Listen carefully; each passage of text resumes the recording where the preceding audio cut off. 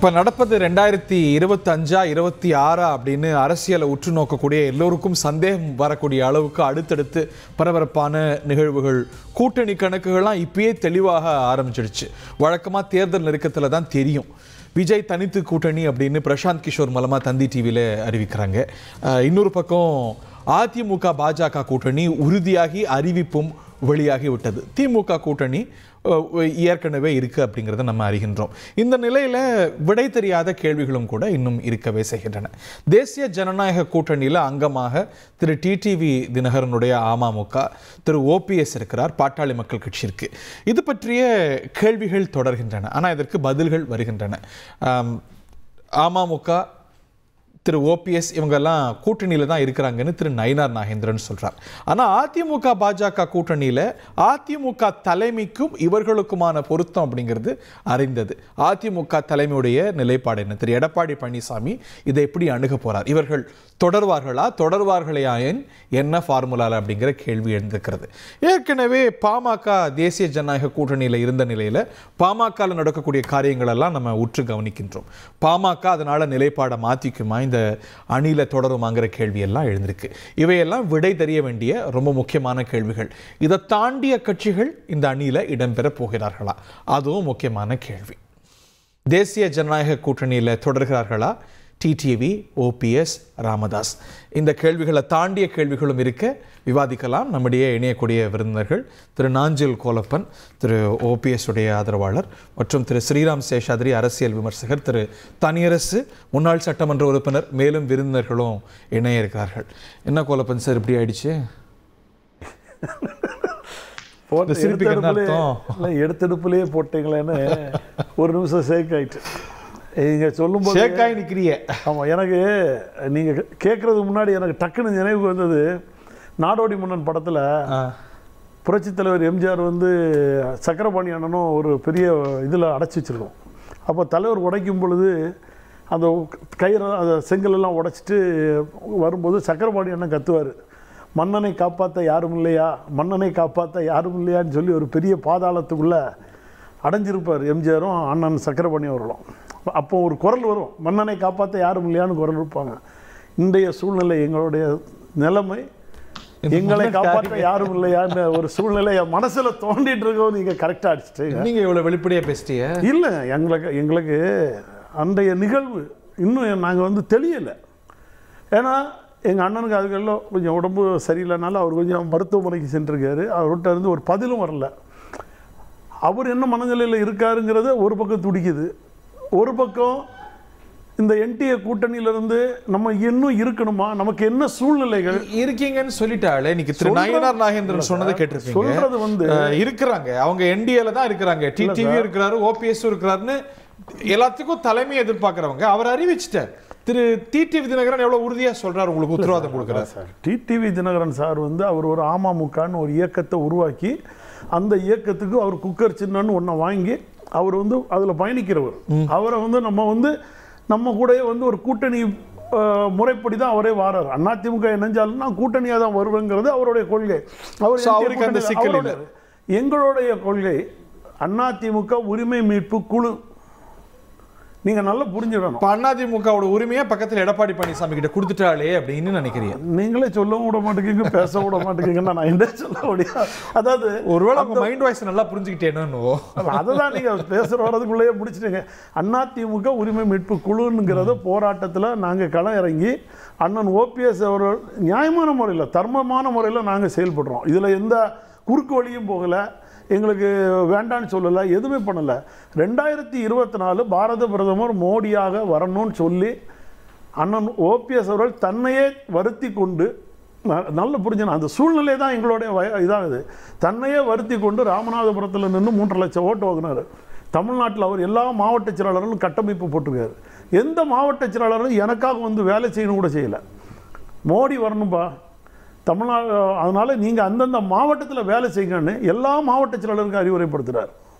நீங்கள் நல்லா அந்தந்த மாவட்டத்தில் அந்தந்த மாவட்ட செயலாளர், தென் மாவட்டத்தை சேர்ந்த ஒரு சில மாவட்ட செயலாளர்களை மட்டும்தான் அழைச்சிருந்தார் ஒழியா பாக்கி அத்தனை பேரையும் நமக்கு 2024 பாரத பிரதமர் மோடியாக வரணுங்கிறத ஒரு தீர்க்கமான முடிவு. அதில் எந்த ஒரு நெளிவு சொல்லி கூட, ஏன்னா நான் கூடால இருந்து பார்த்தவன், என்ன அவரை சரியா நடத்தலையோ அந்த வலி எங்களுக்கு இருக்கும். அண்ணனுக்கு இருக்கா இல்ல அண்ணன்ட்ட வேற மாதிரி பார்த்துப்பாங்கல்ல பேசுறாங்களா இல்ல அண்ணன் வேற மாதிரி கூட்டணி பேசுறாங்களா இல்லைன்னு சொல்ல அவங்க பார்த்துப்பாங்கல்ல சார். பார்த்து விடுவாங்கன்னு பார்த்துக்கிறது களம் இல்லை சார். இது வந்து தேர்தல் களம். இது வந்து போர்க்களத்தில் போய் நின்றுக்கிட்டு பார்த்துக்கலாம்னா எதிரி நம்ம தலையை வீசிட்டு போயிடுவான். நல்லா புரிஞ்சிருங்க. நான் ஒரு கடந்த கால அரசியல் வாழ்க்கைகளை வச்சு நான் சொல்கிறேன். நான் 45 ஆண்டு காலம் அந்த அரசியல் வாழ்க்கையில் வந்தவன். அதுவும் புரட்சித் தலைவர் காலத்திலேருந்து புரட்சித் தலைவி அம்மா காலத்திலேருந்து பயணித்து வருவேன். எங்களுக்கு என்ன இப்போ அண்ணனுடைய நிலைமை என்னன்னுங்கிறது ஒரு பக்கம் மக்கள் பார்க்குறாங்க. நீங்கள் அன்னைக்கு எடப்பாடி, இதில் நான் எடப்பாடி பழனிசாமியை நான் பெருமையாகவே சொல்கிறேன். ஆமாம், உண்மையை சொல்ல போனீங்கன்னா எடப்பாடி பழனிசாமியை நான் ரொம்ப பெருமையாக சொல்லுவேன். 5 முறை அமித்ஷாவை ஆட்டம் கட்டிட்டார்.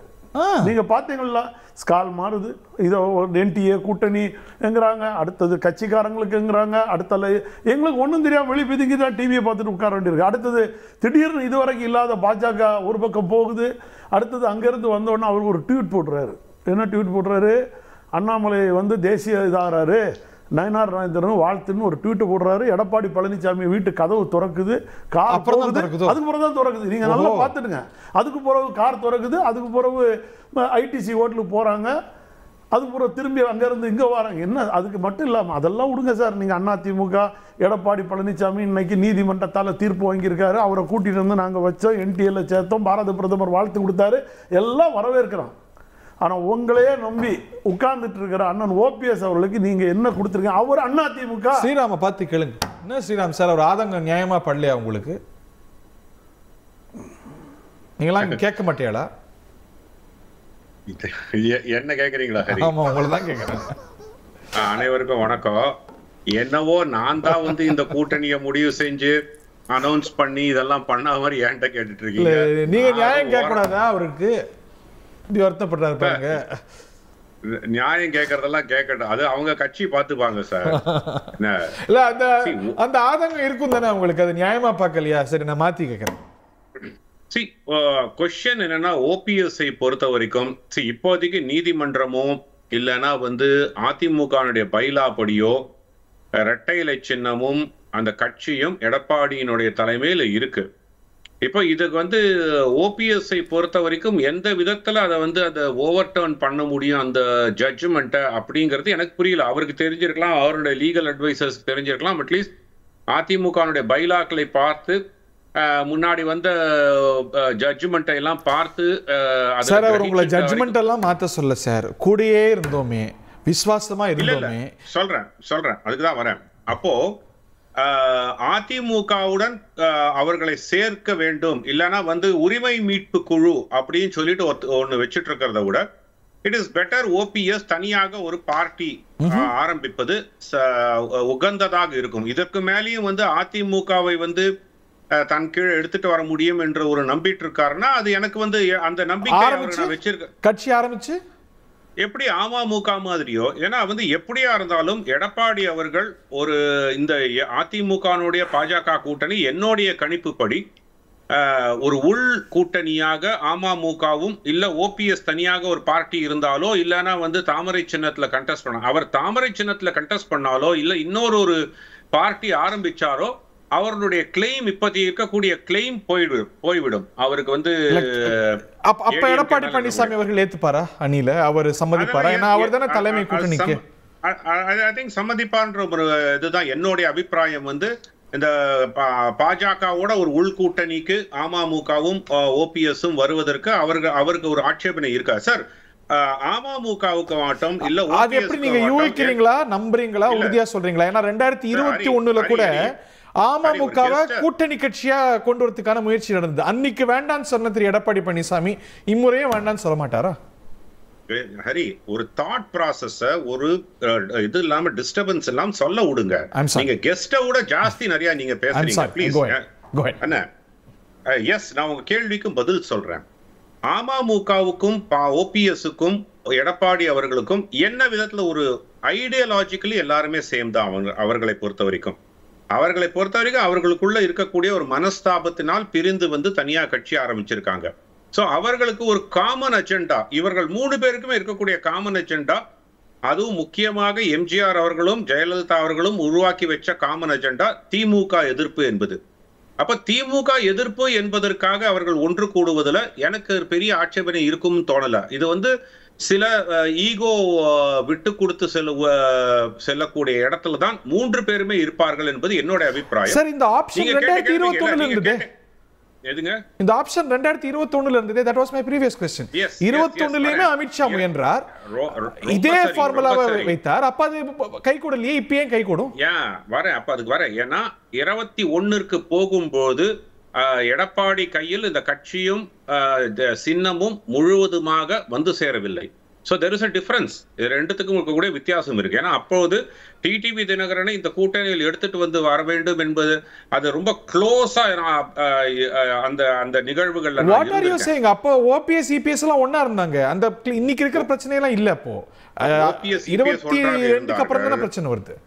OPS EPS ஒன்றாக இருந்தார்கள். டிடிவி தினகரன் தனியாக இருந்தார். டிடிவி தினகரன் அந்த அலையன்ஸுக்குள்ள வருவதற்கு ஆல்மோஸ்ட் ஒரு அண்டர்ஸ்டாண்டிங் வந்தவங்க. அப்ப நான் ரொம்ப க்ளோஸா இருந்த இந்த நிகழ்வுகள் எல்லாம் நான் ரொம்ப ஈடுபாடோடு இருந்ததுனால நான் சொல்றேன், அந்த ஒரு கூட்டணியே உருவாகும் இடத்தில் இருந்தது. அதை எடப்பாடி அவர்கள் வேண்டாம் என்று கடைசி நிமிஷத்தில் ஒதுக்கிவிட்டார். இப்போ ஓபிஎஸ்க்கும் அதே நிலைதான். அதுக்கப்புறம் பிற்பாடு ஓபிஎஸ் வெளியே சென்ற பிற்பாடு கட்சி இவர் கட்டுப்பாட்டுக்குள் வந்த பிற்பாடு உங்களுக்கு கண்டிப்பாக ஒரு கூட்டணிக்குள் கூட்டணி என்ற அதாவது பாஜகவோடு கூட்டணி, பாஜகவும் அமமுகவும் கூட்டணி, அந்த மாதிரியான கூட்டணிக்குள் கூட்டணின்ற ஒரு ஃபார்முலாவுக்கு எடப்பாடி எதிர்ப்பு தெரிவிப்பார் என்று நான் இப்போ 2001 திமுகவோட பிஜேபி கூட்டணியில இருந்தது. ஆனா திமுகவோட விசிகாவும் கூட்டணியில இருந்தது. அவங்க என்ன சொன்னாங்க, நாங்க இவங்களோட கூட்டணி, பிஜேபியோட கூட்டணி இல்ல அப்படின்னு ஒரு விளக்கம் கொடுத்தாங்க. அந்த ஃபார்முலால அதே ஃபார்முலா தான் நானும் சொல்றேன். இப்போ பாஜகவுக்கும் அதிமுகவுக்கும் கூட்டணி, மேபி அதிமுக, தேமுதிக, பாஜக, பாமக இவர்கள் எல்லாம் ஒரு மனமோந்து எல்லாமே ஒன்று சேர்ந்த கூட்டணி. பாஜகவுக்கும் அமமுக அண்ட் ஓபிஎஸ்க்கும் ஒரு கூட்டணி, உள் கூட்டணியாக இவர்களுக்கு கொடுக்கக்கூடிய சீட்டிலிருந்து அவர்கள் பகிர்ந்து கொடுத்து கொள்ள வேண்டும். இன்னும் சொல்ல போனா நான் சீமான் அவர்களும் இந்த கூட்டணிக்கு வருவாருன்னு சொல்லும் பொழுது அதிமுகவும் சீமானும் நாம் தமிழர் கட்சியும் கூட்டணி. ஆனால் நாம் தமிழரை பொறுத்தவரைக்கும் எனக்கும் பாஜகவுக்கும் சம்பந்தம் இல்ல. மக்கள் குழம்ப மாட்டாங்களா? யார் யாரோடங்க கூட்டணியில இருக்கிறீங்க, யார் யாரோடங்க கூட்டணியில இல்ல, குழம்ப மாட்டாங்களா? ஏன் சார், ஒரு இந்திய அலையன்ஸ் உங்களுக்கு நாடு முழுக்க வந்த போது காங்கிரஸ் காங்கிரஸும் கம்யூனிஸ்டும் கேரளால குடும்பிப்பிடி சண்டை, திரிணாமுல் காங்கிரஸும் வெஸ்ட் பெங்கால்ல குடும்பிப்பிடி சண்டை, ஆம் ஆத்மி பார்ட்டியும் காங்கிரஸும் ஒற்று போகாத நிலைமை, இதெல்லாம் ஒரு கூட்டணியா இருந்து மக்கள் குழம்பி போக மாட்டாங்க. நீங்க என்னாச்சு அது விட்டுருங்க. அந்த என்ன விளைவுன்றதை விட்டுருங்க. ஏன்னா பாஜக கூட்டணி ஸ்ட்ராங்கா இருந்தது. என்ன விளைவு தரும்? உடன்பாடு நல்ல விளைவு தரும் சார். கேரளால என்ன சார் ஆச்சு ரிசல்ட்? பாஜக வெற்றி பெறல. வெஸ்ட் பெங்கால் என்ன சார் ஆச்சு ரிசல்ட்? பாஜக வெற்றி பெற்றது, ஆனால் கணிசமான இடங்களை திரிணாமுல் காங்கிரஸ் வெற்றி பெற்றது. அதே மாதிரி நீங்க பஞ்சாப்ல என்ன சார் ஆச்சு ரிசல்ட்? ஆம் ஆத்மி பார்ட்டி வெற்றி பெற்றது. ரைட். சோ இந்த மாதிரி ஒரு முரண்கள் இருந்தாலும் அந்த கூட்டணி வந்த போது வரவேற்ற பலர் திமுக ஆட்சி போக வேண்டும் என்பதற்காக ஒரு ஒருங்கிணைந்த கூட்டணி வரும்போது ஏன் சார் எவ்வளவு திகிலாறாங்க? ஏன் இதுல ஒரு அக்செப்டன்ஸ் இருக்காது?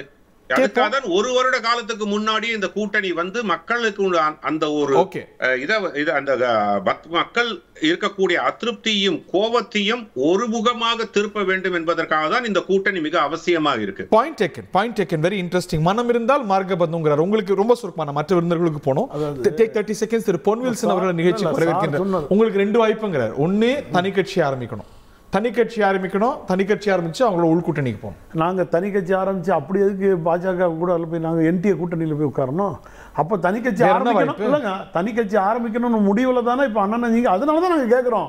இப்போ அண்ணன் ஓபிஎஸ் அவர்களை நம்ப வச்சு நாங்கள் 2024 பாரத பிரதமர் மோடி வரணும்னு சொல்லி நாங்கள் உழைச்ச எங்களை தெருவில் விட்டுட்டு நீங்கள் தனி கட்சி ஆரம்பிங்கன்னு சொல்லிக்கிட்டு நீங்கள் மோடி வர வேண்டான்னு சொல்லி எதிர்த்து வேலை செஞ்ச எடப்பாடி பழனிசாமியை கொண்டு வந்து என்டிஏ கூட்டணிக்கு தலைவராக்குனா இந்த தமிழ்நாட்டு மக்கள் ஓட்டு போடுவாங்களா? அவங்கள நம்புவாங்களா?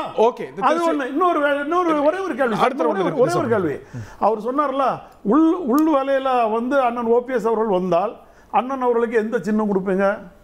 ரெட்டையில சின்னத்துல நிப்பாரா? பிஜேபியில கூட நிக்கலாம்ன்ற. ஏங்க பிஜேபி நிக்கிறதுக்கு ஏங்க அவர் 3 முறை முதல்வராக இருந்து அதிமுக மோசார் தொண்டை வந்து அப்புறம் பாஜக ஒரு 234 தொகுதியிலும் டெபாசிட் இழந்து போயிடும். அதை புரிஞ்சிருங்க.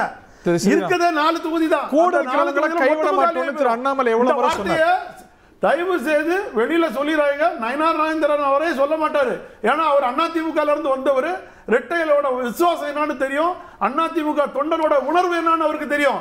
இதை நயினார் நாகேந்திரன் சொல்லுங்க பாப்போம். இப்ப ஸ்ரீராம் சார் சொல்லிட்டு போயிருவாரு. அவர் ஒரு இந்துத்துவ முறையில சொல்லிட்டு போயிருவாரு. ஆனா இதே நயினார் நாகேந்திரன் சொல்லுங்க. அவர் திராவிட பாரம்பரியத்தில் வந்தவர். அவருக்கு தெரியும் இந்த உணர்வு என்னன்னு. அடிப்பட்ட தொண்டனுடைய உணர்வு என்ன. பாஜக ஒரு இடமும் காணாம போயிரும் சார். அதை புரிஞ்சிருங்க. Sriram sir 20 seconds 30 seconds. Sir 2 விஷயம். இந்த மாதிரி கூட்டணி என்பது பாத்தீங்கன்னா சந்திரபாபு நாயுடு அவர்கள் மோடிக்கு எதிராக நம்பிக்கையில்லா தீர்மானம் கொண்டு வந்தவர். அவரோடையும் கூட்டணி ஏற்பட்டது 2024 2019 பிரிஞ்சு 2024 கூட்டணி ஏற்பட்டது. சோ அதனால அதிமுக கூட பிரிஞ்சு திரும்பி கூட்டணி ஏற்படுறதெல்லாம் ஒன்றும் பெரிய விஷயம் கிடையாது. 2017 வாக்கு இதுல வந்து ஸ்டாலின் அவர்கள் காங்கிரசுடன் ஒட்டும் கிடையாது உறவும் கிடையாதுன்னாரு. இப்ப பின்னி பிணைஞ்சு இல்லையா அவங்க. சோ இதெல்லாம் வந்து அரசியல ரொம்ப ரொம்ப சாதாரணங்க. அந்த மாதிரி கூட்டணி அமைவதெல்லாம் ரொம்ப ரொம்ப சாதாரணமான விஷயம். மக்களுக்கும் இது பழக்கப்பட்டது. ஓகே, நான் வந்து என்னால சொல்ல முடியுங்க ஓபிஎஸ் நிலைமை என்னன்ட்டு. நான் வந்து நாஞ்சல் கோலப்பனுடைய சார்பாகவோ நயினார் நாகேந்திரன் சார்பாகவோ எடப்பாடி சார்பாகவோ நான் பேச முடியாது. ஒரு அரசியல் விமர்சனாக அவருக்கு என்ன ஆப்ஷன்ஸ் இருக்குன்னு தான் என்னால் சொல்ல முடியுமே தவிர இந்த ஆப்ஷனை தான் நீங்க எடுத்துக்கணும்னு சொல்லிட்டு நான் யாருக்குமே சொல்ல மாட்டேன். அதை நான் வந்து அதை அறிவுரையாகவும் சொல்ல மாட்டேன். அதை வந்து ஒரு ப்ரொஃபஷனலாகவும் சொல்ல மாட்டேன். என்னை பொறுத்த வரைக்கும் இருக்கக்கூடிய சினாரியோல என்ன ஆப்ஷன்ஸ் அவைலபிள் அதை தான் நான் சொன்னேன். Point taken. திரு தனியரசு பாருங்க, கோலப்பனே பாராட்டிட்டார் திரு எடப்பாடியார் ராஜதந்திரின். சாய் ஸ்டார்ல நீங்களும் மாறிட்டீங்களா? இந்த டிபேட்ல மாறிட்டீங்களா? இல்லையா? இன்று முதல் நான் சொன்ன ராஜதந்திரி வேற, நீங்க ராஜதந்திரி பெரிய சாணக்கரைஞ்சி கொண்டு போறாங்க. வார்த்தை தான் சொல்லுங்க. இப்ப தொடர்ந்து இப்ப பாரதிய ஜனதா கட்சியோடு எடப்பாடியை ஆளாக்கிய பாஜக 2024 மோடியை பிரதமராவதற்கு துணை நிற்காத எடப்பாடியை பாஜக இப்பொழுது கரம் பற்றி தமிழ்நாட்டில் என்டிஏ கூட்டணிக்கு தலைமையேற்கும் என்ற அறிவிப்பை அமித்ஷா நம்முடைய தலைநகர் சென்னையில் சொல்லிவிட்டு பக்கத்தில் அவரோடு நெருக்கமாக இருந்து மோடியை ஐயாவை பிரதமராக்க ஒவ்வொரு நாளும் பல விமர்சனங்களுக்கு அப்பாற்பட்டு பல விமர்சனங்கள் தாக்குதல் தன் மீது விழுந்து கூட அதையெல்லாம் பொருட்படுத்தாமல் பாஜகவை மோடியை ஆதரித்த அண்ணன் ஓபிஎஸ். அப்போ இப்போ ஓபிஎஸ் அண்ணன் அதிமுகவில் இல்ல, இந்த கூட்டணி குறித்தான அறிவிப்பு இல்லாத பொழுது அவரை சந்திக்காமலேயே கூட பாஜக அமித்ஷா எடப்பாடியின் கரம் பற்றி எல்லாரும் கரத்தை உயர்த்தி நின்று நாட்டுக்கு ஒரு அறிவிப்பு செய்யறாங்க. அதாவது பாஜகவை இவ்வளவு காலம் நம்பியவர்கள் எல்லாம் வெளியேற்றிவிட்டு பாஜகவை எதிர்த்த எடப்பாடியோடு அதிமுகவோடு கரம் பற்றி கொண்டு 2026 நாங்கள் ஒரு கூட்டணி ஆட்சியை அமைப்போம் அப்படின்னு சொல்றாங்க. அப்ப நாட்டு மக்கள் எங்க கோலப்பன் இப்ப ஓபிஎஸ் அண்ணன் எல்லாரும் என்ன சொன்னாங்க? பாஜகவின் நம்பி நாங்க இந்த கட்சியை ஒரு தர்ம யுத்தத்தை துவக்கணும். பல நெருக்கடிகளில் பிரிந்து மீண்டும் இணைந்து புரட்சி தலைவர் அம்மாவினுடைய எஞ்சிய 4 ஆண்டுகால ஆட்சியை பாஜகவுடைய நட்பால் உறவால் நாங்க நடத்தினோம். அதற்கு லாயலா பாஜகவுக்கு மோடிக்கு அரசுக்கு நாங்க துணையா இருந்தோம். நீங்க எங்களுக்கு துணையா இருந்தீங்க.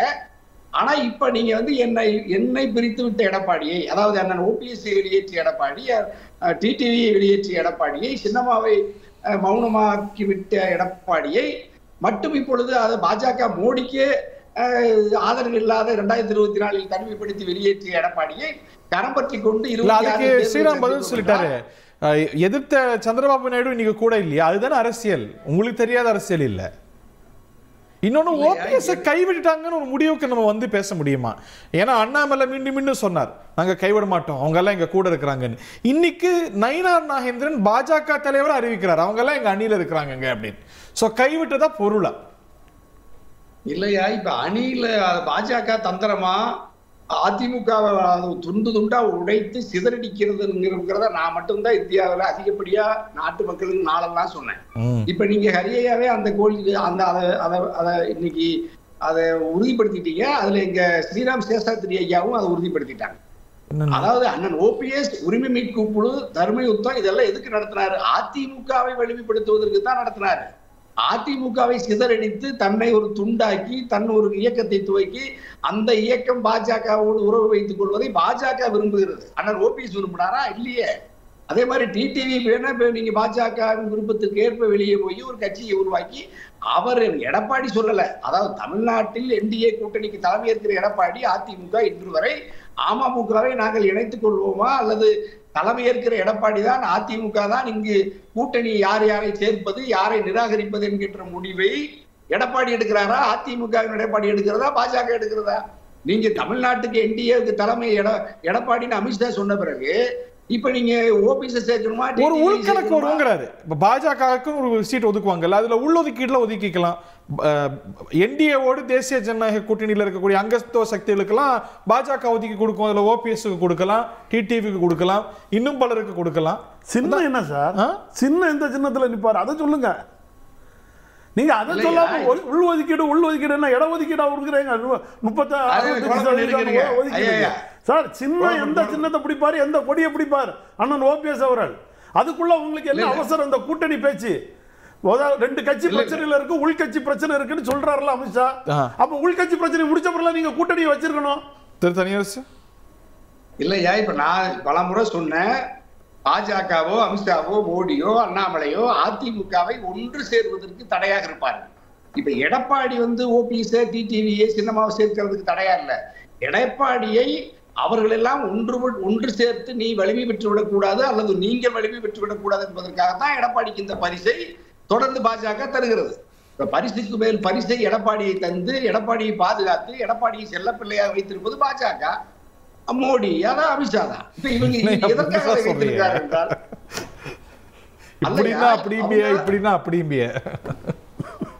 ஐயா நாங்க எப்பவும் ஒரு மாறவே இல்லை. நாங்க ஒன்றுபட்ட அதிமுகங்கிறத புரட்சி தலைவர் அம்மாவுடைய மறைவுக்கு பிறகு 100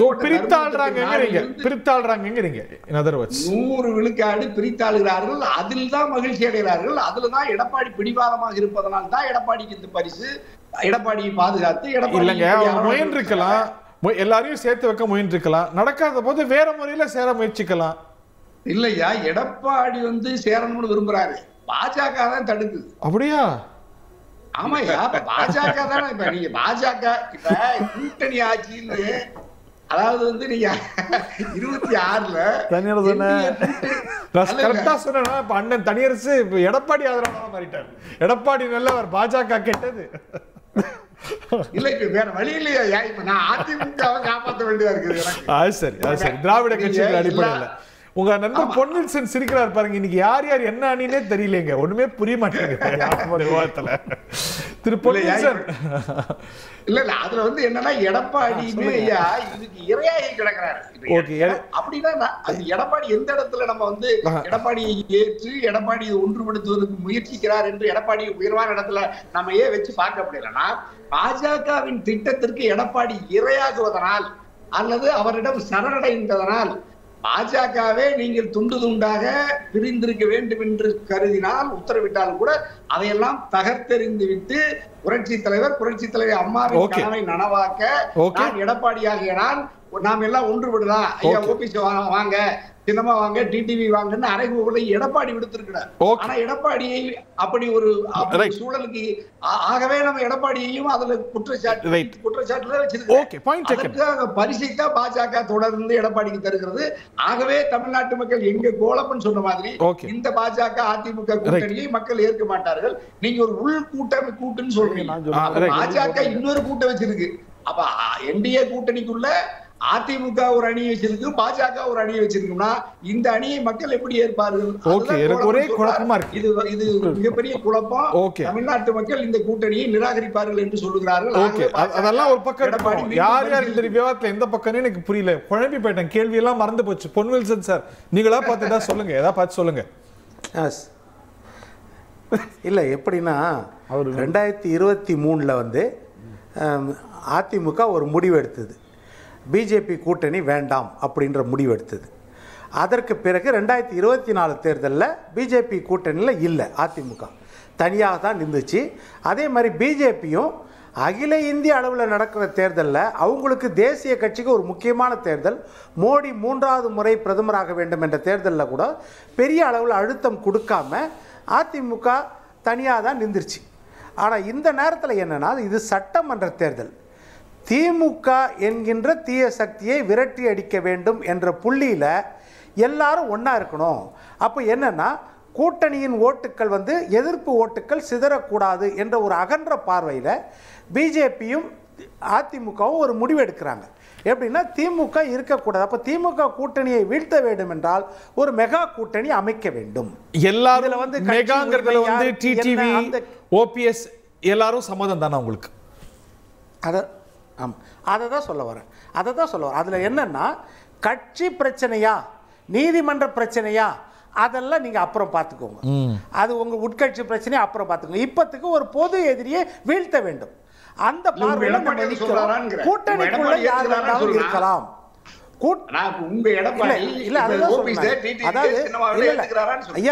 கொஞ்சம் இருங்க ஐயா, தனி அரசுக்கெல்லாம் இப்ப பதில் சொல்லி இருக்க முடியாது. எடப்பாடி சொல்றத கேளுங்க, கொஞ்சம் கேளுங்க. நான் என்ன சொல்ல வரேன், அவர் ஐயா இல்ல நான் தான் சொல்றேன், என்ன சொல்ல விட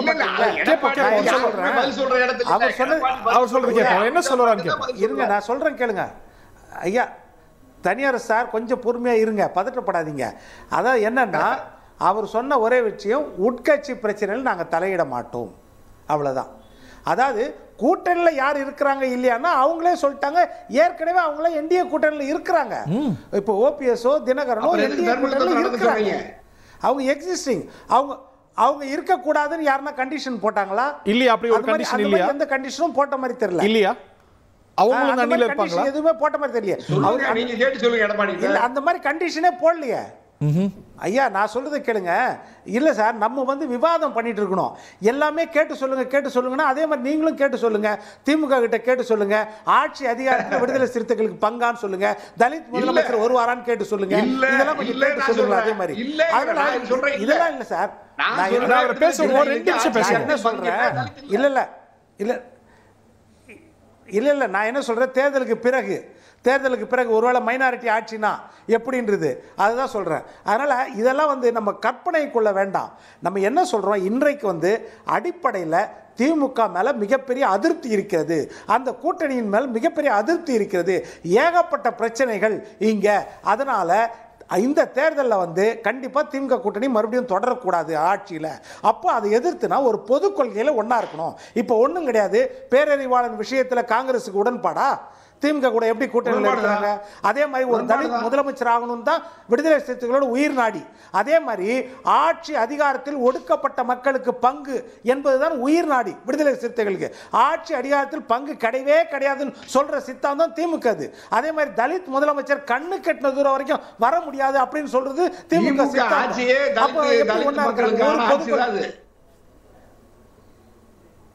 எல்லாம் தலித் மக்களுக்கான ஆட்சி தான். எல்லாமே இந்தியாவில் மொத்தமே தலித் மக்களுக்கான ஆட்சி. ஓகே, அதுல என்ன மாறுபாடு இருக்கு? எல்லாமே உலகம் பூராவே தலித் மக்களுக்கான ஆட்சி கூட சொல்லிடலாம். தலித் முதலமைச்சர் ஆவான்னு கேட்டா தலித் மக்களுக்கான ஆட்சினா என்ன சார் நீங்க பேசுறீங்க?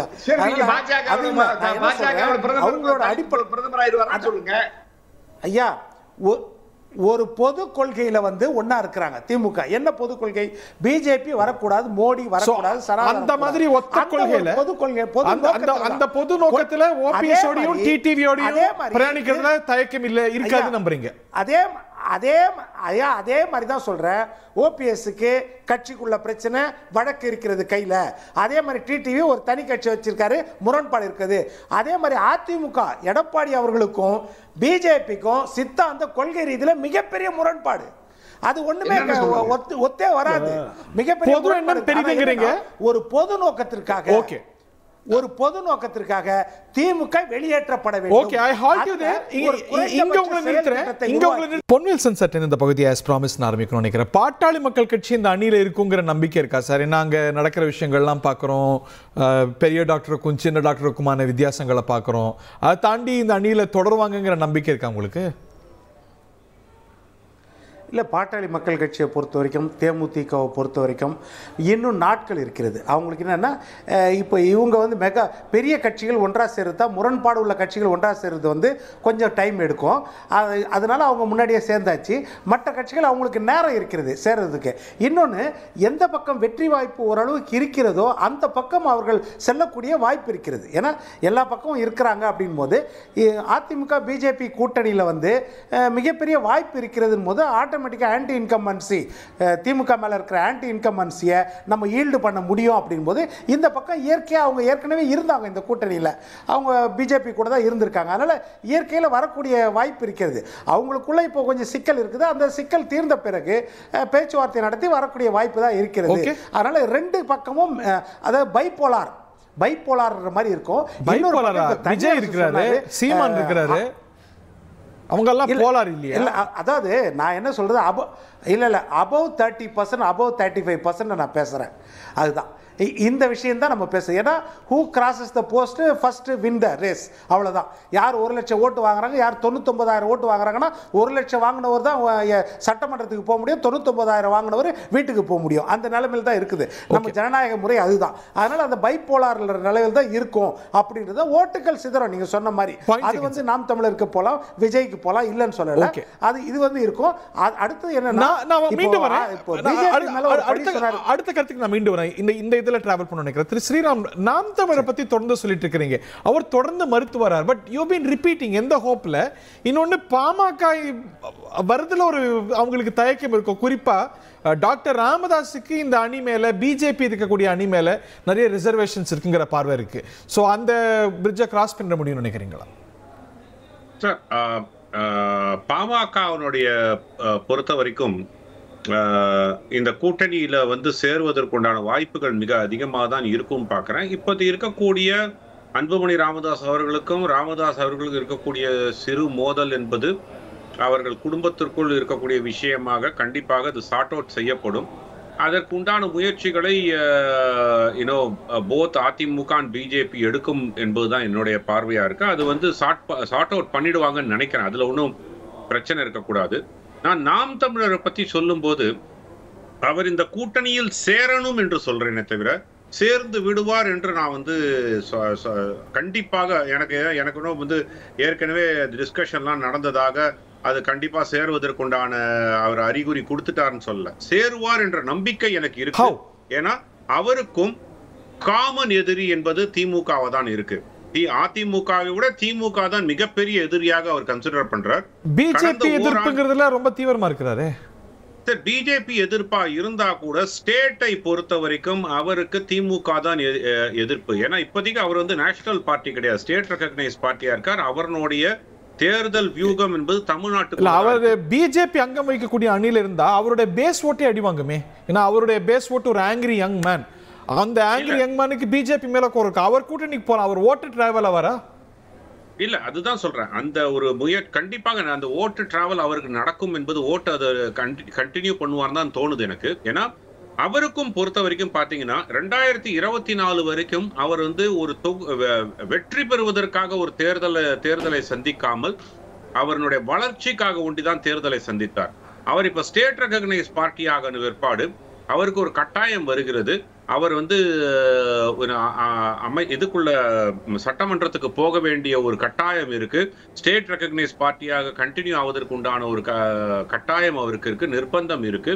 இல்லைன்னா திருப்பி அது வந்து அவர் நாம் தமிழர் கட்சியினுடைய ஃபாலோவர்ஸ்க்கும் தொண்டர்களுக்குமே ஒரு பெரிய வேற கேம் ஆடுவார் அப்படின்னு நீங்க நம்புறீங்க, ரைட்? அதனால வேற கேம் ஆடுவார். அதற்காக அதன் பிளஸ் இன்னொன்னு என்ன, கடந்த ஒரு வருடத்திற்குள் திமுக அவர்கள் கொடுத்த தொல்லை என்பது மிகப்பெரிய அளவு இருக்கு. சோ அதனால அந்த இம்யூனிட்டி அவருக்கு தேவைப்படுது. இதற்கெல்லாம் சேர்த்து வரும்போது அவர் கண்டிப்பாக சட்டமன்றம் செல்ல வேண்டும் என்றால் தனியாக தேர்தல் சந்தித்தால் அவரால் சட்டமன்றம் செல்ல முடியாது, நாம் தமிழரால் சட்டமன்றம் செல்ல முடியாது. இதுக்கு மேல அவர் வந்து கட்சி வந்து இன்னொன்னு ஒரே சின்ன விஷயம் சொல்லிடுறேன். நாம் தமிழர் இது வரைக்கும் வந்து மோரார்லஸ் தேர்தலுக்கு தேர்தல் புதிய வாக்காளர்கள் தான் அவருக்கு வந்துட்டு இருக்காங்க. புதிய தேர்தல் சந்திப்பவர்களும் புதிய பேர் இருக்காங்க. நிறைய பேர் பழைய நாம் தமிழர் கட்சியில வெளியில போயிட்டே தான் இருப்பாங்க. there is a lot of churn happens in நாம் தமிழர் கட்சி எவ்ரி தேர்தலுக்கு பொறுத்த வரைக்கும். அவர் இப்போது தன்னுடைய கட்சியை கட்டுக்கோப்பா வைத்துக் கொள்ள வேண்டும் என்றால் வெற்றி என்பது ஒரு முக்கியம் அவருக்கு. அதனால வந்து கூட்டணிக்கு அவர் வருவதற்கு உண்டான வாய்ப்பு என்பது நான் அதன் மூலமா நான் சொல்றேன், வரணும் என்பதும் என்னுடைய அபிப்பிராயமாகவும் சொல்றேன். திரு தனியார் போன திரு பொன்வில்சன் ரொம்ப சுருக்கமா give you 20 seconds நீங்க இதை ஆட் பண்ண விரும்புறீங்க. பொன்வில்சன். இல்லை, நாம் தமிழர் அவர் சொல்கிறது வந்து உண்மைதான். என்னென்னா அது விருப்பம், நம்ம நாம் தமிழர்ன்றது விருப்பம். ஆனால் நாம் தமிழர் அந்த முடிவை எடுக்க மாட்டாங்க. ஆனால் ஒரு விஷயம் இருக்குது, சில நேரங்களில் வந்து இப்போ பீகாரில் சிராஜ் பாஸ்வானை வந்து பிஜேபி ஒரு விதத்தில் பயன்படுத்தினாங்க கடந்த தேர்தலில். அதுபோல் சில டெக்னிக்கல் விஷயமா சில பேர் நிற்கக்கூடிய இடத்துல, சில பேர் திமுகவில் வந்து முக்கியஸ்தர்கள் நிற்கக்கூடிய இடத்துல, சில அதிமுகவை சேர்ந்தவர்களோ இல்லை பிஜேபியோ கூட்டணி கட்சியை சேர்ந்து நிற்க வேண்டிய இடத்துல சில நேரங்கள் வந்து அட்ஜஸ்ட் பண்ணி அந்த மாதிரி ஏதாவது வியூகம் வகுக்கக்கூடிய வாய்ப்பு இருக்கிறது. திமுகவை தோற்கடிக்க வேண்டும் என்ற பொது கொள்கையில் அந்த மாதிரி ஒருவேளை நாம் தமிழர் மூவ் பண்ணக்கூடிய வாய்ப்பு இருக்கிறது, பேச்சுவார்த்தை நடத்தி.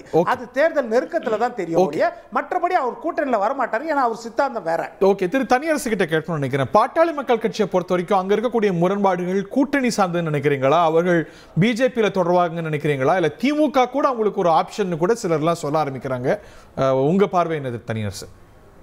இல்ல பாமகவுக்கு இருக்கிற நெருக்கடி என்னன்னா, அங்க விடுதலை சிறுத்தைகள் திராவிட முன்னேற்ற கழகத்தோடு இருக்கிறதுனால பாட்டாளி மக்கள் கட்சியால திராவிட முன்னேற்ற கழக அணிக்கு போக முடியாது. அப்ப அங்க இப்ப நீங்க சின்னவருக்கும் பெரியவருக்கும் ஏதாவது நெருக்கடி ஏற்பட்டு அது இரண்டு அணிகள் ஆச்சுன்னா வேணா அதுல ஏதாவது ஒரு அணியை காம்ப்ரமைஸ் பண்ணி திமுக ஒரு அணி பாஜக பக்கம் போகலாம். ஆனா ஒன்றுபட்ட பாமகன்னா அதுக்கு ஒரே சாய்ஸ் என்டிஏ கூட்டணி தான். அதிமுக பாஜக அணிக்கு தான் கண்டிப்பா பாமக வரும். இதுல எந்த சிக்கலும் இல்லை. அப்படி யாராவது அதுல நெருக்கடி வந்தா அதுல ஏதாவது இரண்டு தலைமைகள் அப்படிங்கிற ஒரு குழப்பத்தை பாஜக திட்டமிட்டு மற்ற ஏனைய கட்சிகளுக்குள்ள சில பிளவுகளை ஏற்படுத்தியதை போல பாஜகவிலும் பாமகவிலும் ஏற்படுத்தினால் அதுல ஒரு அணி அதிமுக பாஜக அணியிலேயே ஒரு அணி திமுக பக்கம் போறதுக்கு வாய்ப்பு இருக்கு. அப்ப அங்க ரெண்டு சிக்கல் இருக்கு. தேமுதிக வேண்டாம், அதுல ரிசர்வ்ல இருக்காங்க. அவங்களும் பெரும்பாலும் திமுகவையும் அதிமுக பாஜக கூட்டணியையும் மையமா வைத்து தொகுதி அல்லது மற்ற தனக்கு வாய்ப்புள்ள யாரு இந்த கோரிக்கையை ஏற்கிறார்களோ அந்த அளவுல தேமுதிக இப்பொழுது மையத்துலதான் இருக்கு. அது திமுக நல்ல ஓரளவு அவங்களை அணுகி ஒழுங்குபடுத்துறாங்கன்னா திமுகவுக்கு போறதுக்கும் கூட கூடுதல் வாய்ப்பு இருக்கு ஒண்ணு. அப்புறம் நீங்க நாம் தமிழரை பொறுத்த வரைக்கும் அது ஏற்கனவே 2024 நாடாளுமன்ற தேர்தலை இருக்கிற வரைக்கும் இருந்த ஒரு பேட்டர்ன், அதனுடைய பார்வை வேற.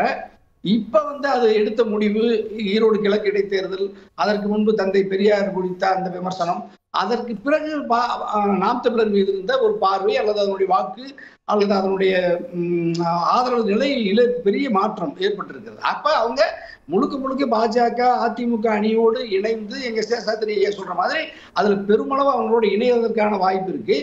இணையவில்லை என்றால் இந்த வாக்கு தான் அது நாம் தமிழருக்கு விழுகிற 8 விழுக்காடு வாக்கோ அது 10 விழுக்காடோ 5 விழுக்காடோ அது முழுக்க பாஜக அதிமுக அணிக்கு கிடைக்கிற வாக்கைத்தான் நாம் தமிழர் பிரிக்க முடியும். சீமான் பிரிப்பார். அப்ப அதனால அது அதிமுகவுக்கும் பாஜகவுக்கும் பெரிய இழப்பு தான். ஆகவே அவர் ஒரு அணியாக நின்றால் பாஜக அதிமுக திமுகவை தோற்கடிப்பதற்கு பயன்படும்.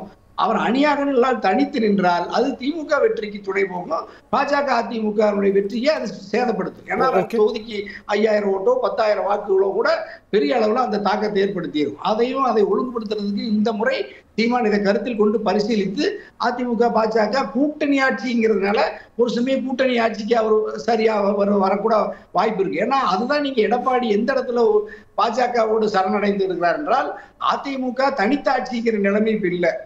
அதிமுக நாம் தமிழர் பாஜக அல்லது வேறு யாரெல்லாம் வருகிறார்களோ பாமக இவர்கள் அனைவரும் இணைந்து 2026 சட்டமன்ற பொதுத் தேர்தலில் என்டிஏ தேசிய ஜனநாயக கூட்டணிங்கிற முழக்கத்தை வைக்கிறதுனால இதுல எல்லா பேட்டனும் மாறுவதற்கான ஒரு முக்கியமான புள்ளியை தொட்டிருக்கிறீங்க. உங்களுக்கு இந்த வாய்ப்பு தானே தெரியும், எடப்பாடியாரோட தலைமை அவர் முதலமைச்சர் ஆக்கிறதுக்கு தயாராகணும், அதுதானே இன்னைக்கு இருக்கிற ஒரே வாய்ப்பு. வேற என்னென்ன வாய்ப்புகள் உங்களுக்கு இருக்கு? நாங்கள் இப்போ அண்ணன் ஓபிஎஸ் அவரோட அறிக்கைக்காக காத்துட்டு இருக்கோம். அண்ணன் என்ன முடிவு எடுக்க போறாரு அங்கிறதுக்காக காத்துட்ருக்கிறதுனால எனக்கு சில விஷயங்களை தொடர்ந்து பேச முடியல. ஆனால் நீங்கள் அடிமட்ட தொண்டனா, இந்த ஓபிஎஸ் ஆதரவு இல்லாமல் தனிப்பட்ட நீங்கள் ஒரு அடிமட்ட தொண்டனா என்ன நினைக்கிறீங்கன்னு கேட்டால் அண்ணன் இப்போ என்டிஏ விட்டு வெளியில் வரணுங்கிறது தான் எங்களுடைய கோரிக்கை. தொண்டனா சொல்கிறேன். இது வந்து நான் அந்த நம்மளை மதிக்கிறாங்க மதிக்கலை அது ரெண்டாவது விஷயம். உங்கள் கோரிக்கையா இல்லை எல்லா தொண்டர்களும் அப்படி நினைக்கிறாங்கன்னு நினைக்கிறீங்களா? தொண்டர்கள் எல்லாம் நினைக்கிறது, தலைவர்கள் எப்படி நினைக்கிறாங்கங்கிறது எனக்கு தெரியாது. நான் இன்னும் அண்ணனுடைய கருத்து சொல்ல என்டிஏ விட்டு வெளில வரணும். ஆமாம், என்னை பொறுத்த வரைக்கும்னா என்னை போல தொண்டர்களுடைய கருத்து இன்னைக்கு அதிமுக தொண்டர்கள் மத்தியில் இருக்கிற கருத்து. வந்து லட்சக்கணக்கான தொண்டர்கள் என்டிஏ விட்டு வந்து அதுக்கு பிறகு நீங்க அது ஒரு மாற்றம் உருவாகும் சார். அது ஒரு மாற்றம் வரும், அணிகள் உருவாகும். ஒரே வாய்ப்பு விஜய் தான் திமுக போயில. நான் என்னை பொறுத்த வரைக்கும் என்னதுன்னா, நீங்க கொஞ்சம் குறுக்கீடு இல்லாமல் இருந்தால் நான் சொல்றேன். என்னை பொறுத்த வரைக்கும் என்னன்னா, உங்களையே நம்பி நாங்க பயணிக்கிறோம். நீங்க வந்து எங்களை நீங்க அன்னைக்கு எடப்பாடி பழனிசாமியை கூட்டிட்டு வாங்க, நாங்க வேண்டாம்னு சொல்லலை. அதே இடத்துல அண்ணன் ஓபிஎஸ் அவர்களையும் உட்கார வச்சு, உங்கள் என்டிஏ தலைவர்களை எல்லாம் உட்கார வச்சு பேசி ஏதோ ஒரு கருத்து பேசி முடிச்சுட்டு நீங்கள் பண்ணிடலாம். இது என்டிஏ தலைவரும் அவரே தான் அதிமுக, அவர் தலைமையில் தான் கூட்டணி சொன்னால், நாளைக்கு அவர் கூப்பிட்டு சீட்டு பிஜேபி வழியாக வாங்கிடுங்கன்றாங்க. எந்த சின்னத்தில் போய் நிற்பாங்க? அண்ணன் ஓபிஎஸ் அவர்களை நம்பி இருக்கிற ஆதரவாளர்களுக்கு எத்தனை சீட்டு கொடுப்பாங்க? அந்த சீட்டில் அவங்க என்ன சின்னத்தில் நிற்பாங்க? இதெல்லாம் ஒரு கேள்விக்குறி சார். நாளைக்கு இப்போ இப்போ ஏதோ நல்லதோ கெட்டதோ, இப்போ 6 மாதம் டைம் இருக்குன்னு சொல்லிட்டு இருந்த காலகட்டத்தில் இப்போவுமே முடிவெடுத்ததில், இல்லைன்னா ராமநாதபுரம் போய் அண்ணன் போய் நின்ன மாதிரி ஒரு பலாப்பழத்தை தூக்கி நிற்க வேண்டிய கட்டாயம் வந்து போகும். எவ்வளோ பெரிய சூழ்நிலைகள். நீங்கள் 7 நாடாளுமன்றம் டெபாசிட் காலி, 234 8 சட்டமன்றம் தான் வெற்றி பெற முடிஞ்சது எடப்பாடியால். அவரை கொண்டு வந்து நீங்கள் அன்றைக்கி உட்கார வச்சுட்டீங்க. அது மட்டும் இல்லை சார், சேர்த்தது மட்டும் இல்லை, என்டிஏ கூட்டணிக்கு அவர் தான் தலைவர்னு சொல்லி அந்த ஒரு பெரிய பொறுப்பை கொடுக்கும்போது அதனுடைய வேதனை எங்களுக்கு இருக்கா இல்லையா? ஓகே, அந்த வேதனையை தான் நான் சொல்கிறோம். அந்த வேதனை நீங்கள் சேருங்க சேர்க்க வேண்டாம், நாங்கள் இணைங்க, நாங்கள் அதை பற்றியே சொல்ல வரல. எல்லாரும் ஒன்றிணைந்து தான் நாங்கள் எல்லாம் தமிழ்நாடு. நீங்கள் அதை சொல்கிறீங்களா, திமுகவை எதுக்கணும், திமுக தான் நம்மளுடைய எதிரி எல்லாம் சொல்லுவீங்களா? வீட்டுக்குள்ளே இருக்கிற பகையை 2ஆ பிரித்து வச்சுக்கிட்டு நீங்கள் அப்புறம் எப்படி திமுக ஓட்டு வாங்குறீங்க? Okay fine. திரு தனியரசு இறுதி கருத்து. கூட்டணி ஆட்சி அப்படிங்கிற கோஷத்தை தமிழ்நாட்டு அரசியல்ல ஒரு திராவிட கட்சி எடுத்திருக்கு, அது ஒரு புதிய நகர்வு. ரொம்ப சுருக்கமா? இல்லை, அதுதான் பெரும் பிழை. அது பெரும் வரலாற்று பிழையை எடப்பாடி சுமந்து முகலாய மன்னர்களுடைய சாம்ராஜ்யத்தினுடைய கடைசி மன்னர்ங்கிற மாதிரி இப்ப எடப்பாடி அந்த நிலைமைக்கு வந்துட்டாரு. இப்ப கூட்டணி ஆட்சிக்கு அவர் ஒத்துக்கிட்டாரு. அதே பெரிய பிழை, பெரிய கடுமையான விமர்சனம் வருது. இப்ப நீங்க எங்க கோலப்பன் சொன்ன மாதிரி இந்த கூட்டணியை அல்லது எடப்பாடியை மிக கடுமையாக அதிமுக காலம் தானே தீர்மானிக்குது யுக்திய. இன்னைக்கு அது தேவையா இருக்கலாம். இல்ல, இந்த காலத்தை கொண்டு வந்து உருவாக்குனது யாரியா? பாஜக தானே.